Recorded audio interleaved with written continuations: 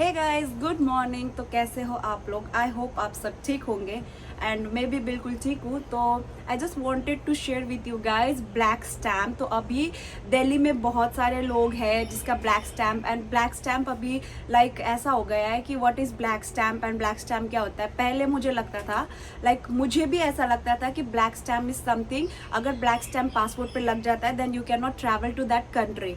तो मुझे ऐसा लगता था पहले, बट ऐसा कुछ भी नहीं है। ब्लैक स्टैम्प इज समथिंग बाकी कंट्री का मुझे नहीं पता, मैं इसराइल के बारे में बोल रही हूँ as I am in Israel. तो जो भी मेरा ब्लॉग्स देखते हैं उनको तो पता ही है कि आई am in Israel.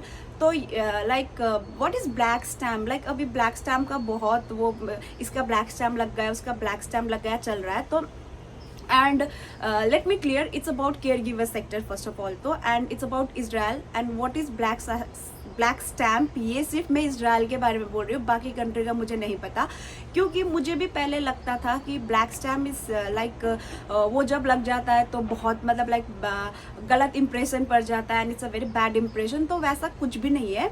It's basically अगर आप इंटरव्यू में फेल हो जाते हो, मीन्स केयर गिवर सेक्टर में आने के लिए, तो जिसने भी मेरा वीडियोस देखा है उनको पता है कि मैंने सारा प्रोसेस बता दिया। पहले आपका मेडिकल होता है, फिर उसके बाद में सबमिशन, नहीं फर्स्ट से मैं स्टार्ट करती हूँ। पहले तो आपका ट्रेनिंग होता है, फिर ट्रेनिंग के बाद आपका वीज़ा ऑनलाइन होता है। वीज़ा ऑनलाइन होने के बाद you need to go to the embassy for the submission and submission के टाइम पे आपका मेडिकल क्लियर होना बहुत ज़्यादा ज़रूरी है। तो मेडिकल क्लियर होने के बाद सबमिशन होने के बाद फाइनल राउंड होता है इंटरव्यू का राउंड।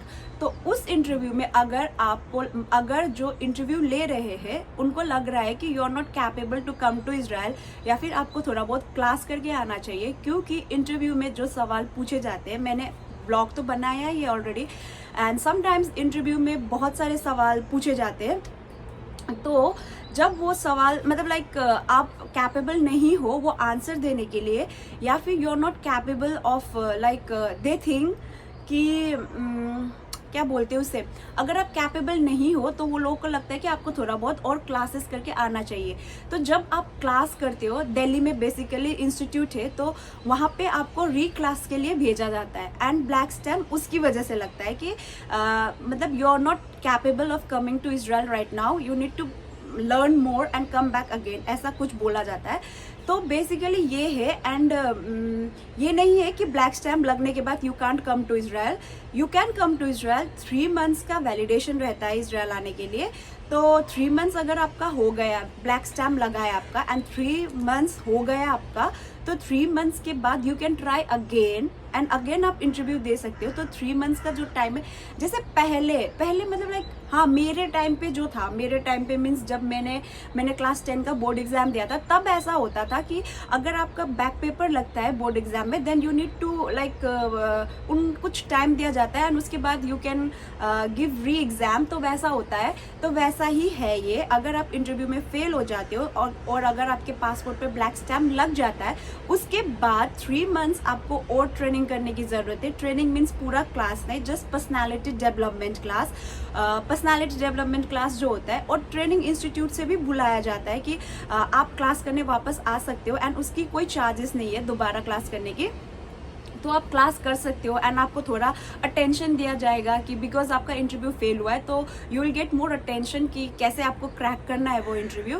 एंड मुझे लगता है जो इंटरव्यू क्रैक नहीं कर पा रहे उनको शायद से ऐसे सवाल पूछे गए होंगे पेशेंट से रिलेटेड की, क्योंकि जब मैं आई थी तब मुझे भी पेशेंट से रिलेटेड पूछा गया था। नॉर्मल ब्लड प्रेशर कितना होना चाहिए, एंड अगर आपका एम्प्लॉयर गिर गया, अगर आपका एम्प्लॉयर डिमेंशिया है उनको, तो आप कैसे हैंडल करोगे। एंड ये सारी चीजें जब सिचुएशन दिए जाते हैं ना, बेसिकली इसे सिचुएशन ही बोलते हैं, तो अगर आपको सिचुएशन दिए जाते हैं ना, तो नॉर्मल इंसान भी नहीं बोल पाता है। तो मे बी इसकी वजह से भी हो सकता है उन लोगों को लगता होगा कि आप हैंडल नहीं कर पाओगे यहाँ आके, एंड बहुत ज़्यादा स्ट्रेस होता है। मैंने बताया मेरे लास्ट वीडियो में, जब दादी बीमार हुई थी तो बाप रे भाई, मैं खुद भी बीमार हो गई थी। तो this are the reasons. Mentally आपको बहुत ज़्यादा स्ट्रांग होना पड़ेगा इस चीज़ के लिए। तो इसलिए इंटरव्यूअर को भी लगता होगा जो ले रहे कि आप स्ट्रांग नहीं हो, क्योंकि आप अभी आंसर नहीं दे पा रहे हो, वहाँ पे सिचुएशन पे आप क्या करोगे। तो ये सारी चीज़ें हो सकती है। तो पेशेंट से रिलेटेड क्या सवाल पूछते हैं कि ब्लड प्रेशर नॉर्मल कितना होना चाहिए, how you will check the blood pressure, sugar का, ये सब डायबिटीज़ वगैरह का पूछते हैं। अगर मैं बता रही हूँ आपका पेशेंट को जो बीमारी है वो, प्रेशर तो नॉर्मल है, सबको होता है वो तो प्रेशर का तो नॉर्मल हो गया। अगर आपका पेशेंट डायबिटिक है तो डायबिटीज से रिलेटेड क्वेश्चन पूछे जाएंगे। एंड अगर आपका पेशेंट को डिमेंशिया है तो डिमेंशिया, अल्जाइमर है तो अल्जाइमर, या फिर कोई बेड रिडन भी होता है तो बेड रिडन को आप कैसे केयर करोगे, कैसे उनको लाइक जो पोजीशन होता है उनका कैसे चेंज करोगे, ये सारे क्वेश्चन पूछते। तो मुझे लगता है ये मेरा पॉइंट ऑफ व्यू है, बाकियों का नहीं पता। मुझे लगता है कि जब आप इंटरव्यू देने जाते हो ना तो पहले तो आप नर्वस होते हो and you are not ready mentally कि मतलब क्या पूछा जाएगा आपको, एंड इसकी वजह से भी मतलब बैक हो सकते हो।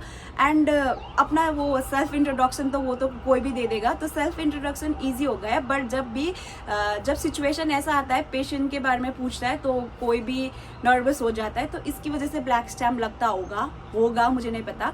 तो ये सारे रीजंस है एंड घबराने की कोई बात नहीं है। आप शायद 3, 4, 5 बार नहीं, मुझे लगता है मैक्सिमम 3 बार आपको चांस दिया जाएगा। फर्स्ट टाइम क्लियर नहीं कर पा रहे हो अटेम्प्ट तो सेकेंड अटेम्प्ट दे दो, सेकेंड अटेम्प्ट में तो क्लियर हो ही जाएगा, क्योंकि आपको पता होता है ना, आप जब एक बार इंटरव्यू फेस करते हो then you will come to know कि कैसे कैसे होते हैं, क्या क्या पूछा जाता है एंड आई कांटेक्ट कैसे किया जाता। हाँ, ये चीज़ मैं बताना चाहती हूँ, जब मैंने इंटरव्यू दिया था तब मैंने आई कांटेक्ट किया था। आई कांटेक्ट बहुत ज़्यादा ज़रूरी है। जब आप आई कांटेक्ट करते हो ना तो उनको लगता है कि यू आर सो कॉन्फिडेंस कि आप जो इंटरव्यू ले रहे हो उनके साथ आई कांटेक्ट कर रहे हो, तो ये बहुत ज़्यादा इंपॉर्टेंट है।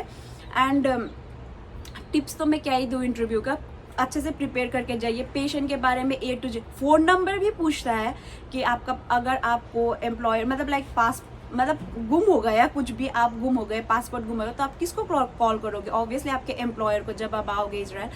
तो इसकी वजह से भी वो लोग एम्प्लॉयर का ID नंबर, फ़ोन नंबर, ये सारी चीज़ें भी पूछते। एंड मेरा जब हुआ था पहले तो सिचुएशन अलग थी। जैसे मैंने जब इंटरव्यू दिया था एंड शायद से मैंने 11 बजे, ऐसा करीब 11-12 बजे दिया था एंड 3-4 घंटे बाद मुझे पासपोर्ट मिल गया था। बट अभी सिचुएशन वैसा नहीं है, अभी आपको वेट करना पड़ेगा पासपोर्ट पाने के लिए।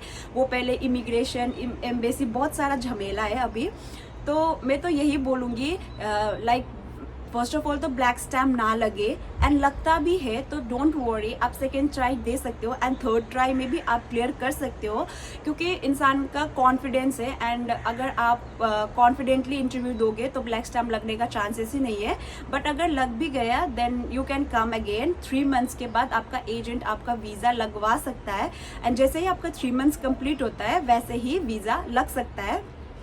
ऐसे केसेस बहुत सारे हुए हैं, इसलिए मैं बता रही हूँ, मैं ऐसे हवा में बातें नहीं कर रही हूँ। ये सारी चीज़ें हो चुकी है एंड हो रही है, इसकी वजह से मैं बता रही हूँ। तो कोई बात नहीं, ब्लैक स्टैम्प लग गया तो क्या हो गया, फिर भी आप आ सकते हो। एंड जो भी आ रहे हैं उनको वेलकम है, एंड इंटरव्यू जो फेस कर रहे हैं वो उनके लिए all the best.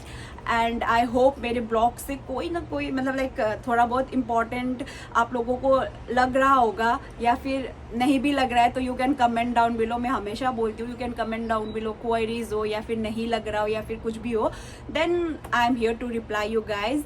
C you in my next blog. Tata, bye bye.